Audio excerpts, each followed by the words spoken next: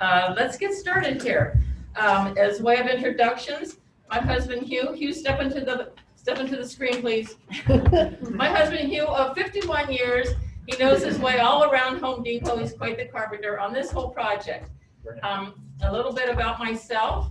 My name is Kitch Reinhardt. I'm a Catherine III. That's where they get the name, I guess. Anyway, I was an art major in Cincinnati and an art teacher in Cincinnati. That's where we're from. But I'm not a great artist. And I've been quilting since '92, but I'm not a great quilter either.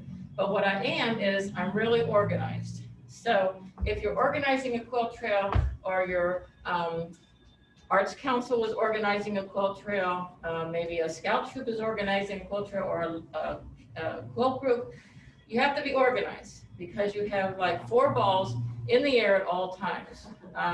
We have one person thinking about joining the trail and signing the site agreement. We have another person deciding what pattern they want. We have a third person over here figuring out what colors they want on their pattern. And then we have somebody else over here, probably in my garage, painting. So we had 4 balls in the air at all one time. So let's start from the beginning though. Where did this all begin? You have to excuse me, this mask is making me a little winded. Anyway, it all started back in 2001 in Southern Ohio in a very poor little county called Adams County, which is where Ohio University is. And there was a quilter there by the name of Donna Sue Groves, and she wanted to honor her mother, who was an avid quilter. So she painted a big quilt on her barn. And this is Ohio's star, and it was at one time painted with the Ohio State University scarlet and gray. But these are all from that trail. In 2001, her quilting friends joined in. They had kind of barns all over Adams County, and it became quite a thing, and it got written up in the Cincinnati paper. And my quilting friends and I went to visit it, and it was quite exciting. So those are the original old tobacco barns along the Ohio River there. Then several years later, when we moved here, a neighbor put this big one on her barn, and it struck a memory. This is called North Star, and Lee Evanson put it on her barn. So I said to Hugh, I said, how about if we, talk about doing a project like this? It would involve the community in all manners. I'm really having difficulty, I'm very sorry. It would involve the community all together, and another goal of ours was that we wanted to have visitors come into the Vicksburg, and they could dine and they could drink and they could do a little shopping, and then they could go out and enjoy our pretty countryside. And thirdly, maybe it would encourage some of the farmers to preserve their barns. At that time, we had watched like 7 barns fall down and collapse with fire, or just collapse. So we presented it to the Historical Society. And the Historical Society runs the Historic Village, which is just up the street here. It's a little mini Greenfield village. It has all kinds of wonderful buildings in it. It had that farmhouse. It has a depot museum. These buildings are there's about 12 buildings on the grounds, and they're just chock full of items from the 1830s to the 1930s when Vicksburg was roaring. It has a 1-room schoolhouse. It has an old garage. It has many, many buildings, and I encourage all of you to visit it. It's open today, Saturday, from 1 until 5. I know the red brochure says other hours, but they've had to change them. So while the Vicksburg Historical Society was thinking about our proposal, we did 2 things. We called all 4 townships that the Vicksburg School District covers, and we talked to their zoning departments. And there was nothing wrong about putting something on a barn. There was no advertising, so it was totally okay. We also, secondly, went up north and we visited the 2 of the then 3 quilt trails that were in existence. The Vicksburg quilt trail was the 4th in the state, and now there's over 30. So we went to Osceola County. That's up there by Cadillac and Reed City. And they had over 100 quilts on barns already. It was a It was a massive quilt trail, covered the entire county. And, but they charged the barn owners. You're far enough away. Yeah. I don't think any of us have a problem if you just take your mask off. Oh, thank you. That's much better. Yes. So in Osceola County, that's Cadillac and Reed City, excuse me, they had over 100 all over the county. They even admitted it was a little too large. But they charged the barn owners. It wasn't free. They charged $200 for a 4-foot square, and they charged the barn owner $400 for an 8-foot square, and the barn owner had to put it up himself. Well, that didn't sit well with us. So we went on over to Alcona County. That's over on Lake Huron, and that's where Harrisburg is. And we liked what they said. They had 2 in each township, and then 1 in each big town. So they had like about 26 going on. And it was all done by volunteers, and it was all done by grants and donations. So that was much better, we thought. So in the meantime, now we all get together, we banded together as Quilt Trails of Michigan, and we get together about every year or 2, and we kind of get together and we promote other trails, and we help other trails who are trying to get started, and we share. We have show and tell, of course, like all quilters love to do, and here's some more show and tell. But mostly, the most important thing we do is we put together a rack card, just like this one that we passed out. Now, in the beginning, the rack card looked like this with just a few yellow squares in it. And here we are today, 8 years later, and it has many, many more, over 30. So you can go into any welcome station in the state, and you can get a rack card. On the back, you simply have to look up the contact number. And when you're going through those counties, all you have to do is just look it up and go visit some barn quilts. So we came back, and the Historical Society said, yeah, that would be a great outreach project if you'll be the chairman. so we decided to be the chairman, and they said, you know, it's going to be a great project, and now you have 501c3 nonprofit status, which meant we could write and ask for a grant. So we wrote a grant, and it was for $2,900. We had $1,000 left over, so we only spent $1,900 of that. And when they handed us the check, they said, it sounds like a lot of bang for very little bucks. And it turned out that it was.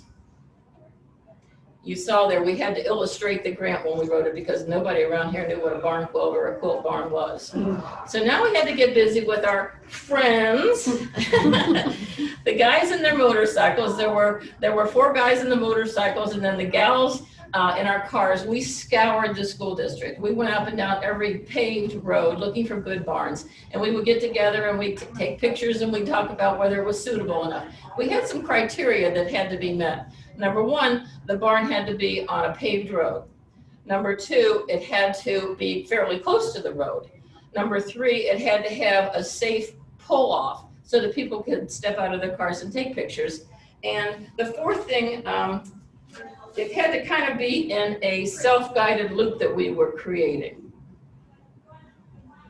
So once we made the decision of who to ask and everything, we would walk up to the farm door and we would knock, and we would explain our project. And sometimes they would say no thank you, and other times people would call us and we would have to say no thank you because maybe they lived on a gravel road or their barn was too far. Sometimes they rejected our plea because they had privacy issues, or perhaps they were getting ready to sell the farm or something like that. So we got our hearts broken a little bit, but we broke some hearts also in the process. Once they said yes, they signed this site agreement. The site agreement was for 5 years, giving us permission to use their address, take pictures, and it gave, it stated that they would take care of their barn and we would take care of the quilt. And this is 8 years later, so they've all re-upped it already again. Now, once they said yes to the site agreement, we got busy, and I gave them all kinds of quilt books. I gave them library quilt books, and most importantly, I gave them these 2 Bibles about barn quilts. These books were written in 2012 and 2016 by a gal named Susie Perrin, who actually has visited Vicksburg twice now. And She has gone all over the country documenting barn quilts and how they all began, just like I told you in 2001 and such as that. So these were very valuable. And her website is on the back of your red maps, barnquiltinfo.com. If you're ever looking to paint one, Pinterest and as well as that website has tons and tons of ideas for you. Also, they had to figure out their color. Now see, they're in total control. They are picking out their own pattern, they're picking out their color, and it's all free to them. Isn't that great? Then we get busy painting, and we're up at Home Depot, we buy primer at Home Depot, and we buy the little sample jars for $3.99, $4. It doesn't cost much to do one of these. You prime it 2 times on each side. This is for you people who are maybe thinking about painting one yourself. So you prime it 2 times on all sides, particularly the edges where you don't want the water to get in. That roller lived in my refrigerator for 2 years. And then we use sponge brushes and we use the little sample paints. Oh, this is Murphy, he's our paint supervisor. Hugh is the carpenter. He would build the frame that goes behind the 4-by-4 square or the 8-foot square. This is half of the 8-foot frame. And that just makes it easier to mount to the brick or the historical building or the wood barn. And I would get busy painting. We had 4 sets of sawhorses set up in the garage, and I would use a metal yardstick and a pencil. Don't ever use a Sharpie. Use a pencil, and I would just get busy doing 2 coats of that bare interior/exterior paint. The exterior means it has that stretchy stuff in it, but it has to have exterior in it somewhere. And so we're busy painting, and we had everybody come and paint. We had little kids come, and we had some of the barn owners come. We had paint parties at the car festival. We had paint parties at the library. We had paint parties at the farmer's market. We tried to get the community involved in any way we could. Oh, if you're going to paint, this is very important because you're going to have points. You take a very teeny tiny little brush and you cut in the points, very tiny. And then you choke up on a sponge brush and you just drag it down, and then you fill it just like a coloring book. That makes it so easy. You don't need tape, you just do it freehand. Tape often leaks under and causes a lot of frustration. And this is how the village got behind us. They would send the Department of Public Works guys to do all of the hangings in their bucket truck. Hugh was going to be on the inside of the barn, and the Public Works guys are on the outside. You put the framework up first, and then one at a time you put the 4 squares up. Here's Hugh inside. That's a great old barn. And here are the 2x4 blocks that you're receiving the 8-inch bolt into. We're trying to puncture as few holes as possible into the wood and into the metal framework. Okay, so welcome to Vicksburg, the village with a vision. We also have 2 stoplights and a lot of cute shops. There's lots of restaurants in town. I don't know if you ate before the presentation, but a lot of them are advertising in the map. We also have a nice coffee house if you like fancy coffee. Of course, what little town doesn't have a brewery? The Distant Whistle is ours. And we have a wonderful ice cream shop up the way called Apple Knockers. And it's a really cute shop, and out back they have the bow of a ship so that the children can sit and play in the bow and eat their ice cream and scramble about. And that's right on Sunset Lake there. Now here we are, this is the very center of town, and it's the very first quilt trail. So we're about ready to start the trail. You've got your fancy coffee, you've got your ice cream cone, and here we go. Now, I might mention that these little blocks like this, number one, they look bigger when you put them on point like this. And secondly, the little blocks cost about $30 all complete, and they weigh about 30 pounds to put up. Now the bigger blocks, those 8x8s on the big barns, they cost about $100 to paint, and they weigh about 160 pounds to put up. So that's why those lift trucks were really important. So here we are, we're going to follow the trail. This first one is called Wreath of Lilies, and it was chosen to highlight the American lotus lilies that used to grow on Sunset Lake. I have a seed pot the children used to collect the seed pods from those American lotus lilies, and they would sell them in the Victorian days for a quarter to the people who would make dried arrangements. Remember those dried arrangements back then you see pictures of? However, they overharvested and they all went out, they all died off. They couldn't even get them to grow once again when they tried. So the wreath of lilies was quite an attraction. The lilies were an attraction here in Vicksburg. The people would come far and wide to get off the trains and look at these gigantic water lilies. And that's Sunset Lake that they are on, were on. Another one, the second one was called Water Wheel. And this was chosen because right down the street from this building is where Vickers Mill was, and that's where Vicksburg got its name. This building also has a jail attached to it, the old original jail. And if you ask, you can go inside and see the old bunk and the old toilet and stuff like that. It's kind of fun. The third one, this is Fanny's Fan, and it's in front of the library because a gal named Fanny Bear built the library back in 1902. Well, rather than have a nice, bright, colorful quilt, they chose to do the more muted Victorian 1902 colors. And we found those color chips in the computer, and we were able to recreate the colors from 1902. This one was painted by a local artist. The Durances make maple syrup every spring, and so it's called Pure Michigan Maple. This was a natural choice for the railroad depot because it's called Railroad Crossing, and a great picture I took of when the train was passing behind it. The depot also has at the other end the community pavilion. This is where the farmers market and lots of events happen at the community pavilion. Farmers markets every Friday. Maybe you went sometime on Fridays from 2 until 6, I believe it is. Inside is just a beautiful building. And they used to have music and people without masks, and they'll get there again someday. And across the street from the community pavilion is the Prudential Nursery, and they every year put out a quilt garden. And this year they put out a peace sign, which I thought was so perfect, so appropriate. Up the street is Baskets, and the lady who lives in this house designed this, we call it self-designed, and Baskets is something called a signal quilt. Now let me explain this, it's one of my most favorite subjects. The signal quilts were during the Civil War. They helped the runaway slaves get north.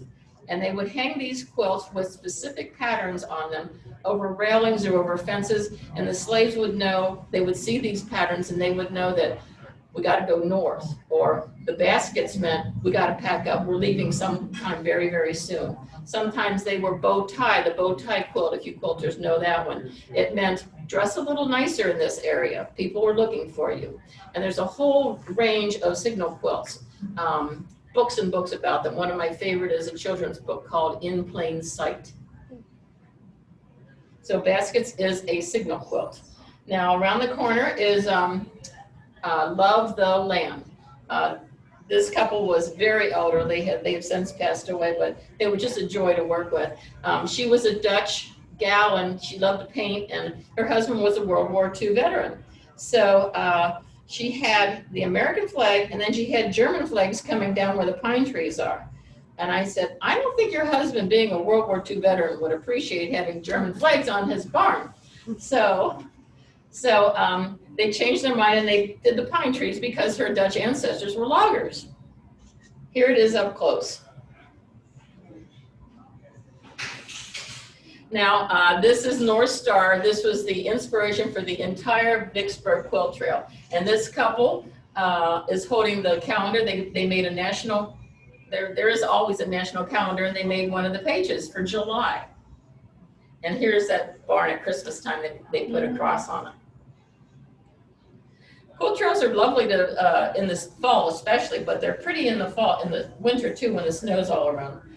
This one is called Back to School. There was a one-room schoolhouse across the street from this farmhouse, and it was called Morse Schoolhouse, and Mr. and Mrs. Morse lived in this farmhouse and took care of this school, so that's why this couple now chose Back to School. And as you can see, all kinds of tourists come. You've got, I think these are Model A's.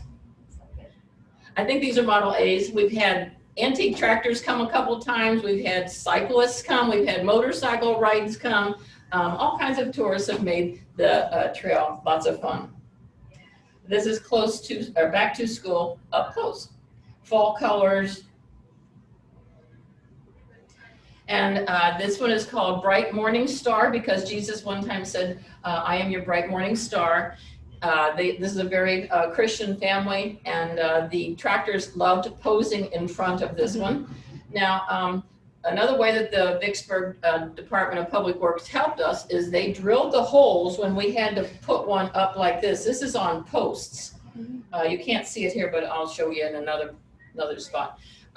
They drilled the holes for us, and we would go in there with usually 8-foot poles, no, 10-foot poles, and we would have 3 feet in the cement, 3 feet above ground for the snow, and then the 4 foot of the barn square.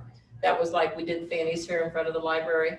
This one was a 14-foot poles. We had 3 feet in the ground, 3 feet above, and then 8 feet of the square. We had never hung one, you know, on poles that big.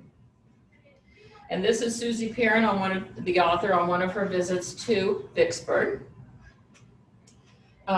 Way out in Fulton, which is still in the school district, there is a Centennial barn. It's been in the family 4 generations since 1876, and so Centennial Quilt Square was a natural for them. They plant sunflowers in front of it. It's always really pretty. Up the street from Centennial is, where am I?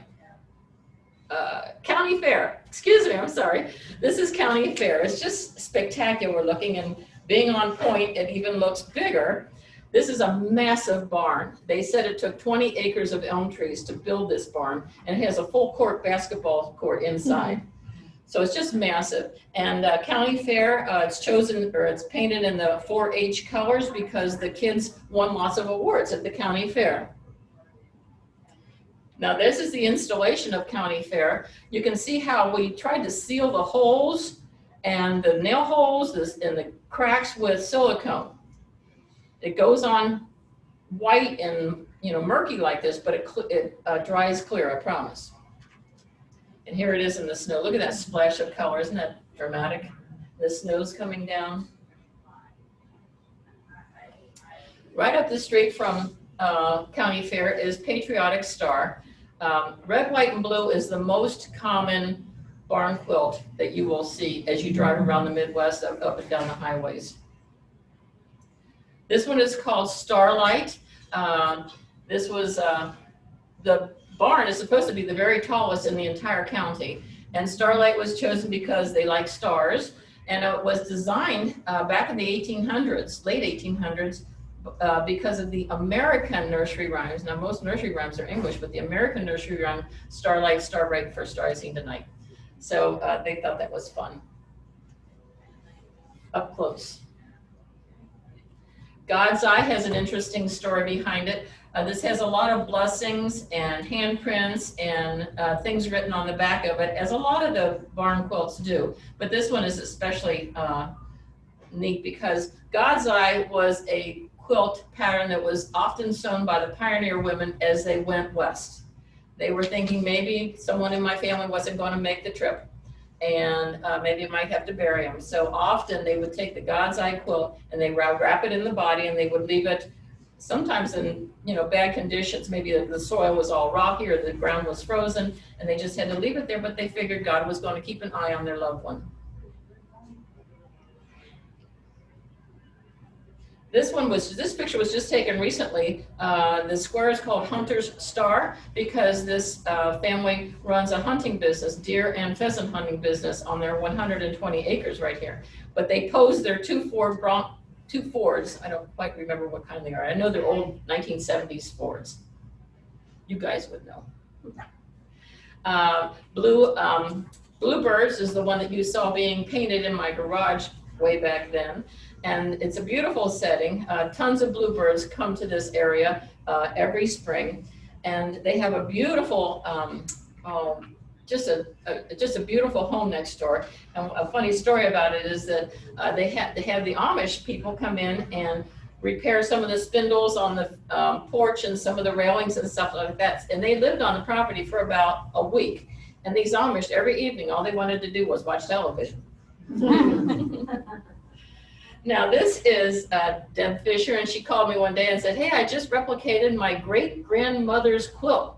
And it's from the temperance movement, back when abstinence and prohibition were around. Now, the women would sew together a temperance quilt like Deb is holding, and they would sell them, and they would make money so that they could have more brochures and propaganda printed, and they could have something to pass out then. So again, we put it on the poles, the 10-foot poles, 3 feet under, 3 feet above, and 4 feet for the quilt. And it's out on W Avenue. Next is the arrowheads.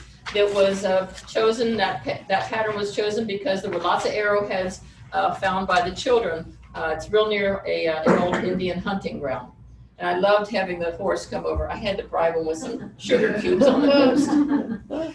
But arrowheads was painted by the middle schoolers, and they all signed their name around the border. And you know, the lines aren't great. They're not real straight, but that's okay. It's 50 feet away and 50 feet in the air. You don't notice. But arrowheads was actually painted with some of the elements of the Indian spiritual world. Air, fire, water, and earth. So you can see those 4 colors in what they're painting. Well, we wanted to get the high schoolers involved. So the high school art teacher took on what we quilters know as carpenter's wheel. Jesus was the original carpenter, but this family found it listed as Broken Star. Now, if you don't know quilting, the quilt patterns go through many, many different names over time. And so you can find sometimes a dozen names for a quilt pattern. But Broken Star / Carpenter's Wheel was painted by the high schoolers. And again, lots of exchange students painted their names on the border. Here they are, they're so excited. They all have their phones in front of them, I noticed earlier, because they were all taking pictures of the big aha moment when they pushed it together. And here it is up close. They tried to make the fabric or the squares look like fabric with doing different stencils and using things like that. Now, this one is on a very windy road, and it's called Around the Corner because it is around the corner. And this lady chose her colors the way I choose my colors, by the name. She liked lemon sorbet, she liked summer heat, she liked corn silk. So that's the way I pick my colors too. And this is the way we were installing them one day. You can see the mounting going on the barn, and then the 4 squares will go up separately, and then that silicone will be put inside. This is Deb holding her page. She also made a national calendar, so we made 3 national calendars. There's been quite a fame come to Vicksburg. This one is called Corn and Beans, and it represents the alternation of corn and soybeans, because that keeps the soil nice and fertile, and that's represented by these perfect little triangles. This is a massive farm family. One family and they farm over 3,000 acres. This is Lori's star, and Lori was surprised. It was her birthday, and she was coming in from Quilt group one day, and here her family, her kids and her husband had painted and installed this on the side of her barn. Now, this was our final one. We looked for a very special barn because we wanted to do something different that hadn't been done in Michigan at all, and that was put up several on one barn. We called it the Quilt Gallery. So we looked and looked and looked, and we found this barn, but it was in horrible shape. I mean, we got trees and bushes and mold and ivy. We gave them 2 weeks. And in that 2 weeks, we had the group that works, or the quilt group that meets over at the library, they painted Friendship Star. And the group that meets over at the Methodist Church, the quilt group painted Twisted Log Cabin. And the third group was a group that meets in someone's home, and this one is called Michigan Star, and it's painted with very, fallish colors. And then the fourth group happened to be the quilt ladies, the 4 quilt ladies in our garage and we're painting double wedding ring. This is Karen Holt and her husband Keith. And we painted double wedding ring, and we had all been married forever, so we put our wedding dates on there. Okay, you remember the before of that barn? 2 weeks later, here we are. Wow. Isn't that dramatic? He had painted it, cleaned it all up, and it's over on Portage Road. It's just magnificent. So after we had the 24 locations all finished, we started seeing them pop up all over the place. I called them bonus quilts. We had itty bitty ones. We had small ones. We had 4-foot medium-sized ones. This one, she said, she bought down in Shipshewana. And then we had some really big one go up on V Avenue. This one is called Farmer's Daughter. So they were popping up all over the place. And then we had some workshops. We conducted 6 of these workshops over 3 years. And so, 20 people to a workshop, there's lots more out there. And they had so much fun of an afternoon painting. And here are some that are finished, some not quite finished, but we wanted to get pictures. And here's some more, all very bright, very simple designs. And we also go around and do these presentations. If you've got a quilt group, or you got a church group, or a historical society, we've been all the way to Detroit, to Holland, to Charlotte a couple times. We go all over and give these little presentations like this. And we also sell the small barn quilts up at the Depot Museum. I'm not quite sure what's in stock right now. I haven't visited in a while, but they're $60, and it's always a variety. Here's another one. Here's maple leaf. And then a little commercial. If you don't want to paint one, Hugh and I'll paint one for you. Consignment.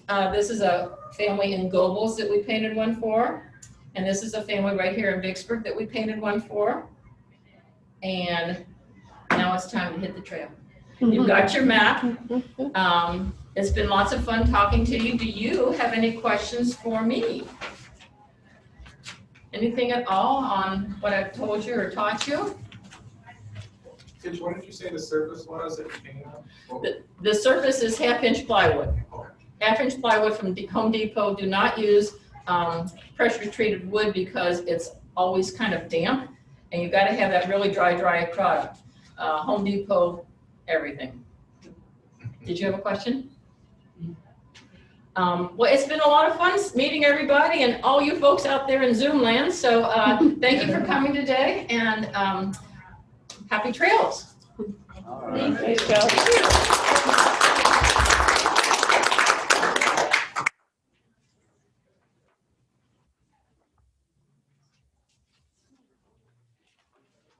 We want to get out there and go see them all. I know.